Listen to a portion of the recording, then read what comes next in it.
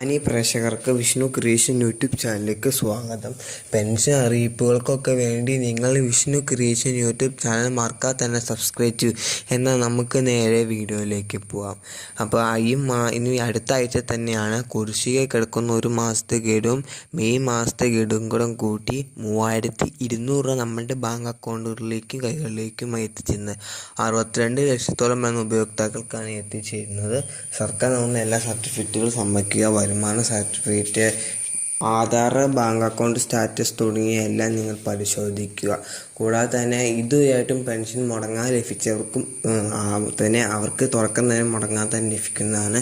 ബാക്കിയുള്ളവർ സർക്കാർ നൽകുന്ന എല്ലാം സമർപ്പിച്ചതിന് ശേഷം നിങ്ങൾക്ക് വീടുകളിലേക്ക് എത്തിച്ചേരുന്നതായിരിക്കും, കൈകളിലേക്ക് എത്തിച്ചേരുന്നതായിരിക്കും. അപ്പോൾ നിങ്ങൾക്ക് സർക്കാരിന് 30 ലക്ഷം കൊടുക്കണമെന്ന്, എന്നാൽ നിങ്ങൾക്ക് ഇനി മുതൽ കൊടുക്കേണ്ട ആവശ്യമില്ല. അതിനുള്ള 5 കോടി സർക്കാർ അനുവദിച്ചിട്ടുണ്ട്. അപ്പോൾ നിങ്ങൾ അതിനും കൊടുക്കേണ്ട ആവശ്യമില്ല.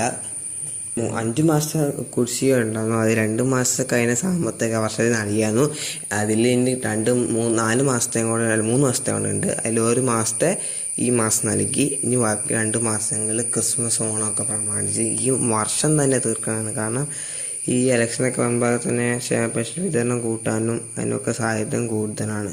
അപ്പോൾ ഇതിനൊക്കെ ഈ മാസം 3200 വേണ്ടി സർക്കാർ 1500 രൂപയാണ് കടമെടുത്തിരിക്കുന്നത്. അപ്പോൾ നിങ്ങൾ മറക്കാതെ തന്നെ അതിനൊക്കെ വേണ്ടി സർക്കാർ നൽകുന്ന എല്ലാ സർട്ടിഫിക്കറ്റുകളും സമർപ്പിക്കാനും മസ്റ്റ് എല്ലാം ഉറപ്പായിട്ടും ചെയ്യുക. ആധാർ പുതുക്കേണ്ടവർ പുതുക്കുക. 10 വർഷത്തെ കൂലാവില്ല. അത് പുതുക്കിയില്ലെങ്കിൽ നിങ്ങൾക്ക് മസ്റ്റും ചെയ്യാൻ പറ്റുന്നതല്ല. ഇതൊക്കെ നിങ്ങൾ ശ്രദ്ധിക്കുക. കൂടാതെ തന്നെ ക്ഷേമ പെൻഷൻ വിതരണം അടുത്ത ആഴ്ച പകുതിയോടെ തന്നെ വിതരണം ആരംഭിക്കുന്നതാണ്. അപ്പോൾ ഇത്രയാണ് ഈ വീഡിയോയിൽ പറഞ്ഞത്. കൂടുതൽ അറിയിപ്പുകൾക്കൊക്കെ വേണ്ടി നിങ്ങൾ വിഷ്ണു ക്രിയേഷൻ യൂട്യൂബ് ചാനൽ മറക്കാതെ തന്നെ സബ്സ്ക്രൈബ് ചെയ്യും. നിങ്ങളുടെ അഭിപ്രായങ്ങളൊക്കെ കമൻറ്റ് ചെയ്യും.